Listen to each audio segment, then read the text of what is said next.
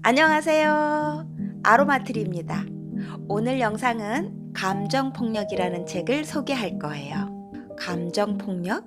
폭력도 여러 가지 폭력이 있는데 감정폭력이라는 얘기 혹시 들어보셨나요? 폭력은 폭력인데 감정이라고 해요. 이 책을 보면 뭐라고 써 있냐면요. 세상에서 가장 과소평가되고 있는 폭력이래요.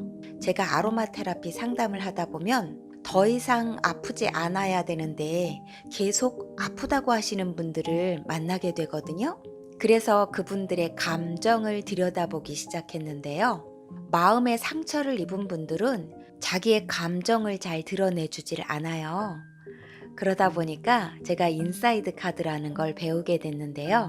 이 인사이드 카드를 배우고 나서 그분들의 감정을 좀 들여다보기 시작했어요. 오늘 소개할 책은요.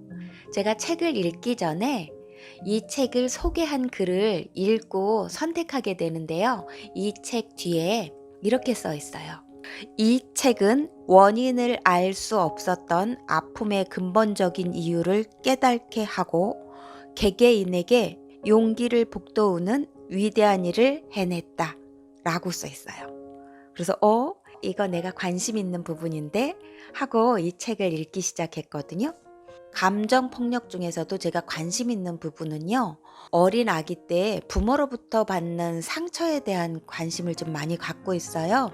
그래서 오늘 소개할 부분은 여러 감정폭력에 대한 이야기가 있지만 제가 관심 있는 부분을 소개해 드리려고 해요.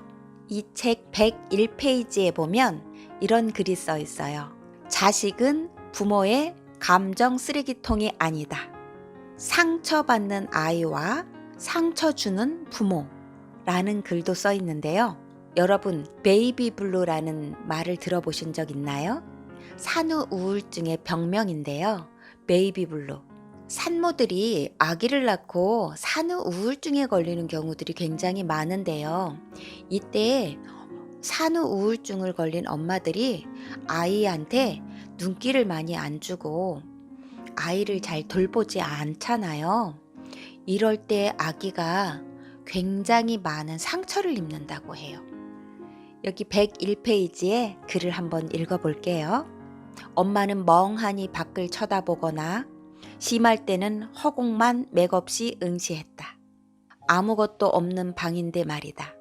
태어난 지 겨우 몇 주밖에 안 된 아기는 엄마와 조금이라도 눈을 마주치고 싶어 관심을 얻으려고 애썼다.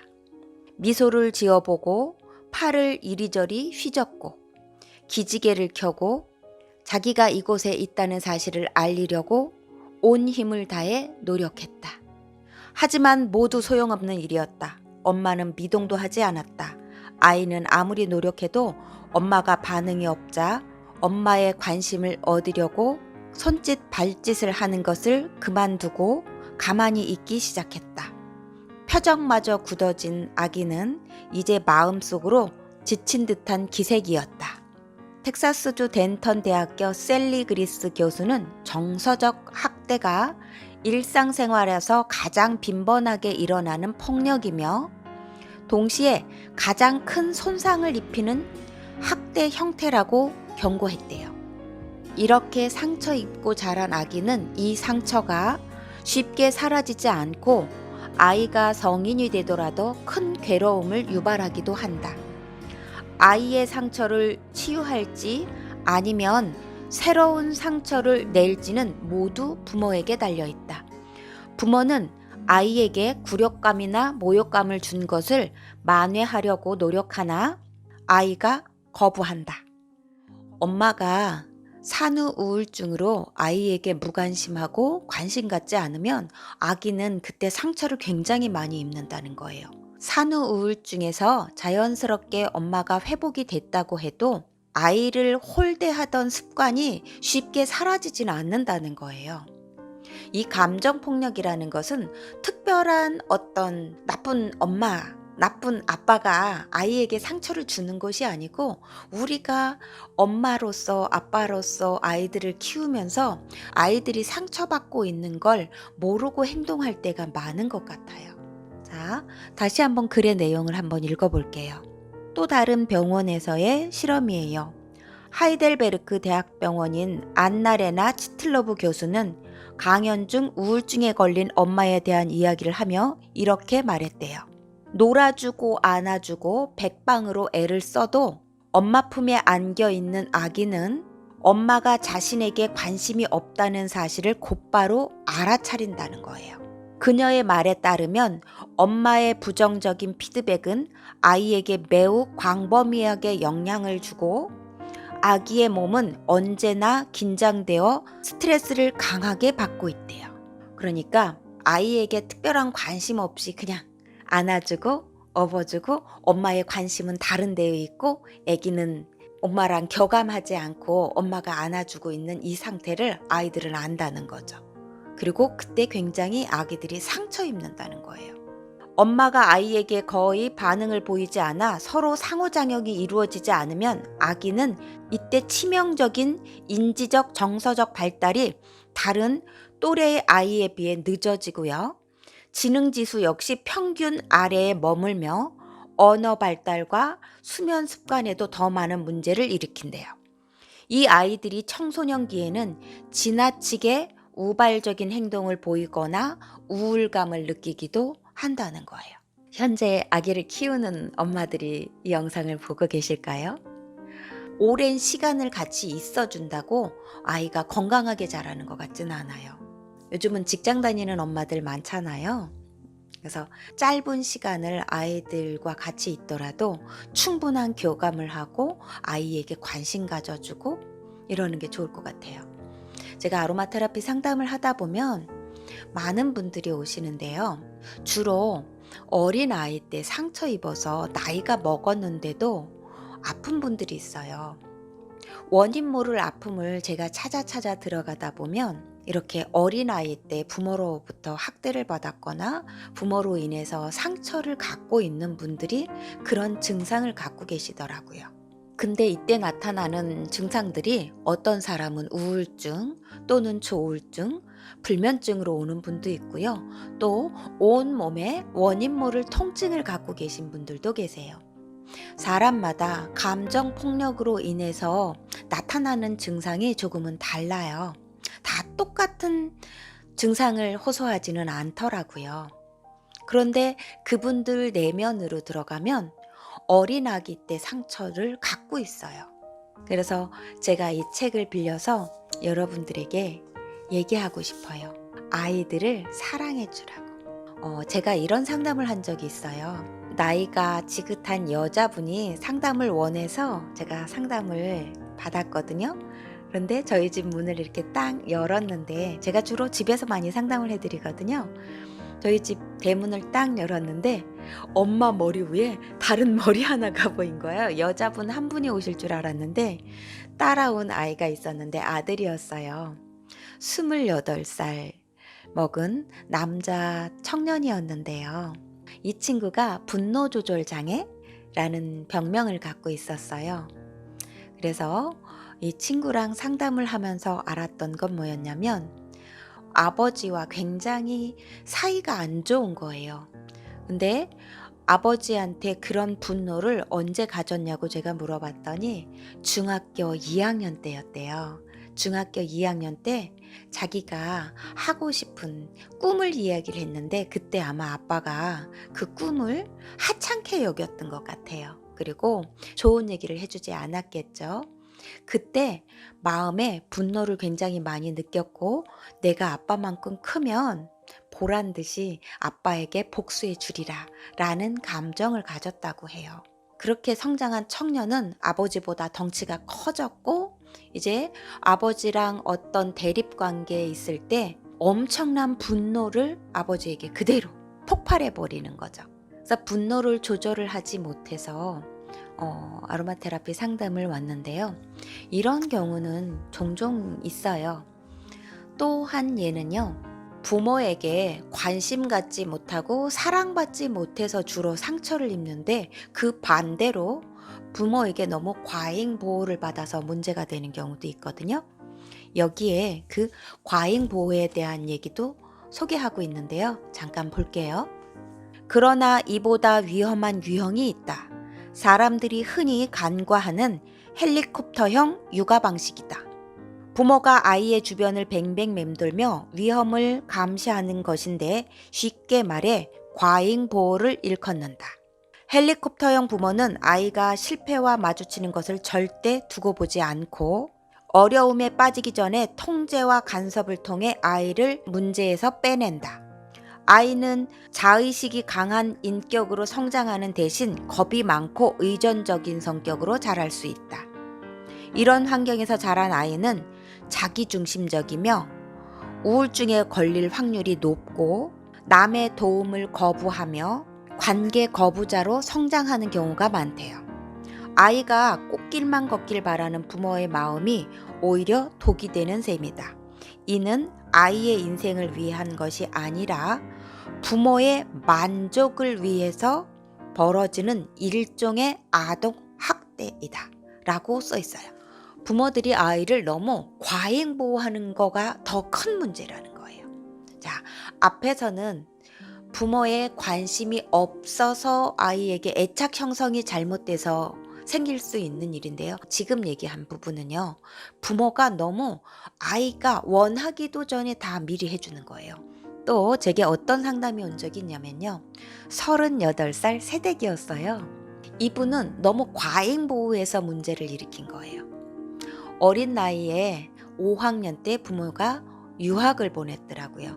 아마 이 엄마는 본인이 하고 싶은 걸 대리만족을 얻기 위해서 어린 아이에게 그렇게 했었던 것 같아요. 이 38살 새댁은 지금 현재 엄마 아빠랑 관계를 끊고 살고 있는데요. 어린 나이 때 독일로 유학을 가서 심리학 박사 학위까지 따고 오신 분인데요. 5학년이면 굉장히 어린 나이잖아요. 그런데 그 5학년 때 어린 나이에 독일로 유학을 보낼 때 싫다 안 하고 간 이유가 너무 엄마가 간섭을 많이 하고 있었기 때문에 도피식으로 5학년 때 갔었던 것 같아요. 그리고 다시 돌아오지 않고 돌아와서 엄마가 그렇게 자기를 억누르는 걸 참기 싫었었던 것 같아요.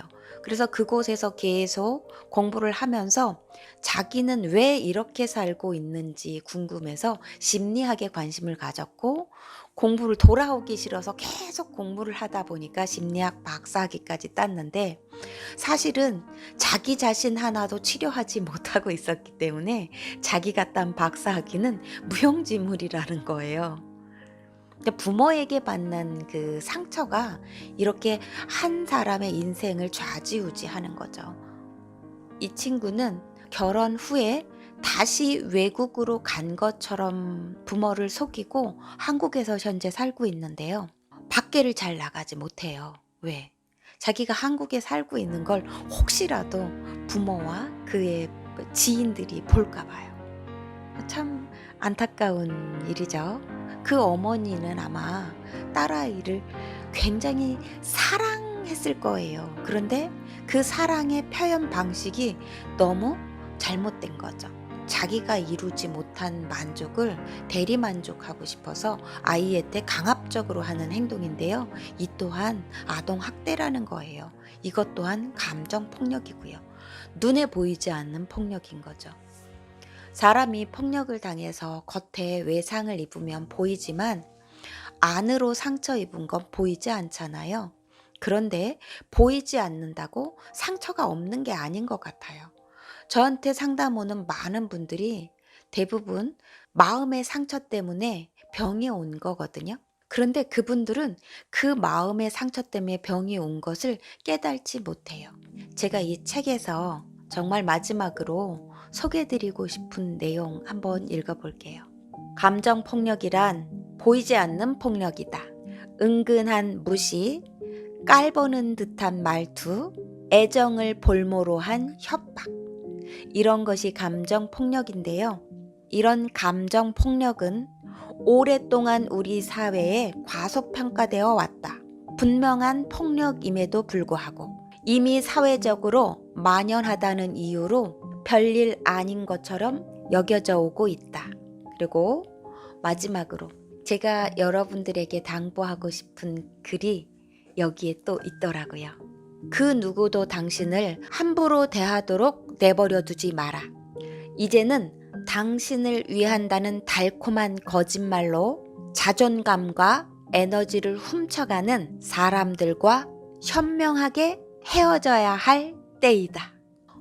우리는 누구나 사랑받을 자격이 있어요. 또한 우리는 그 누구에게도 상처 줄 권리가 없어요. 더군다나 내가 사랑하는 내 아이들에게 상처 주면 안 되겠죠. 제가 상담하면서 가장 많이 쓰는 단어예요. 특히 아이들 때문에 상담 오는 경우에 많이 말씀드리는데요. 내가 주고 싶은 사랑을 하지 말고 아이들이 받고 싶은 사랑을 해주라고요. 내가 주고 싶은 사랑은요, 억압하는 거예요. 이렇게 해라, 저렇게 해라, 이 길로 가라, 저 길로 가라. 왜? 먼저 살아봤기 때문에 아이들이 가는 길이 만족치 않고 아이들이 하는 행동이 만족하지 않을 수 있어요. 하지만 부모는 좀 기다려줘야 되는 것 같아요. 아이들이 가는 길이 험한 길을 가더라도 갔다가 이 길이 아닌가 보다. 본인이 스스로 깨닫게 해주는 거죠. 여러분들 아이들 키우다가 이런 경우 혹시 없었나요? 저희 딸아이가 5살 때 눈이 펑펑 왔는데요. 샌들을 신고 유치원을 가겠다고 고집을 부리더라고요. 그래서 제가 샌들 신고 유치원 보냈어요. 그런데 유치원 차가 와서 이제 타려고 밖에 나가서 눈길을 걸어 보니까 발이 너무 시려울 거잖아요. 양말도 안 신고 샌들을 신고 나갔으니까. 그랬더니 저희 집이 그때 5층이었는데요. 제가 아이가 유치원 차에 잘 타나 보려고 이렇게 베란다를 이렇게 내려다보고 있는데 얘가 엄마 발 시려워! 부추 달라고. 엄마 발 시렵다고 부추 달라고. 그래서 샌들을 벗고 부츠를 신겨서 유치원을 보낸 적이 있는데, 아이들이 이렇게 쓸데없이 부모가 하지 말라고 하지만 고집 부릴 때 있잖아요. 그럴 땐 좀 해보라고. 그래 발이 얼마나 시려운지 한번 나가봐라. 스스로 깨달아야 되잖아요.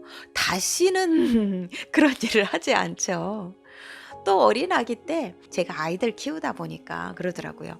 이렇게 왜 엄마가 따뜻한 물을 먹거나 커피 같은 거 마실 때 이렇게 마시면 애기들이 한 3살 요때쯤 이거 이렇게 만지려고 하잖아요. 그때 못 만지게 하지 말고 손을 끌어다가 이렇게 살짝 만지게 하면 뜨거워.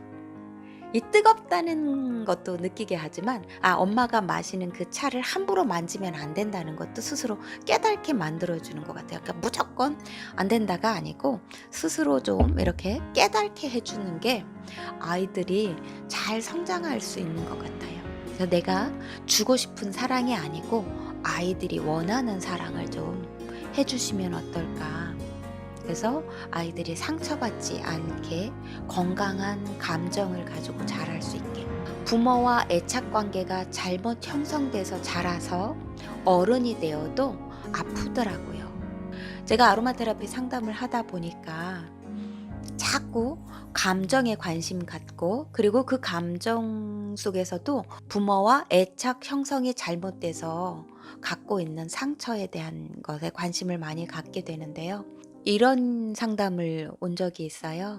그 엄마가 이 영상을 볼지 모르겠네요. 실명을 거론하진 않을 거니까 얘기를 좀 할게요. 어느 날 저에게 상담이 왔는데, 선생님, 출장 상담도 해줄 수 있나요? 라고 물어보시더라고요. 그래서 이야기를 들어보고 출장 상담을 가져야 되는 경우라면 제가 가드릴 수 있지요 했더니 자기 얘기를 하는데, 큰 아이는 누나였고 둘째 아기가 8개월 됐대요. 근데 어느 날 아기를 이렇게 보니까 자기 아이가 배밀이도 안 하고 뒤집기도 안 하고 옹알이도 안 하고 전혀 안 하고 있더라는 거예요. 그래서 그 엄마를 만나러 가보고 싶었어요. 그리고 그 아기를 좀 한번 보고 싶었어요. 그래서 갔더니 아기를, 제가 이제 8개월 된 아기를 이렇게 무릎에다 이렇게 앉히고 아기 눈을 이렇게 응시하고 손을 이렇게 했더니 이 아기가 눈이 손가락을 따라서 왔다 갔다 하더라고요. 그래서 내가 이 아기 한번 아로마 테라피를 권해드릴 테니까 한번 시작해보자. 그래서 아로마 테라피를 그 아이에게 하기 시작했는데요. 하기 시작하기 전에 이 엄마랑 상담을 좀 많이 해봤어요. 그래서 엄마가 부모랑 애착관계가 어떤지를 물어봤어요. 그랬더니 자기 남동생 초등학교 5학년, 본인이 중학교 2학년 정도 됐을 때 아빠가 엄마를 구타를 많이 했나 봐요. 그래서 엄마가 아이들을 놓고 도망가 버린 거예요. 그 이후에 그 폭력적인 아빠 밑에서 남매가 자란 거죠. 그리고 그 남매 중에 남동생이 27살 먹은 해에 자살을 했대요. 너무 마음 아팠거든요. 그래서 이 친구를 정말 도와주고 싶었어요. 지금도 마음이 짠하네요. 그래서 적극적으로 일주일에 한 번씩 가서 도와주다가 제가 너무 바빠서 다른 아로마 테라피 해주는 선생님을 또 소개해서 자주 가서 보게 했거든요. 그때 상황이 어땠냐면, 왜 아기가 8개월이 되도록 아기의 이런 상태를 몰랐냐 그랬더니, 자기가 직장을 다니기도 했고 그 본인이 받은 상처 때문에 아이에게 사랑을 제대로 주고 있지 못했던 거예요. 그때쯤 집 나갔던 엄마가 알코올 중독자가 돼서 돌아온 거예요. 그런데 이 부모에게 사랑받지 못하고 자란 이 다 큰 성인이요, 제가 본 바로는 그래요.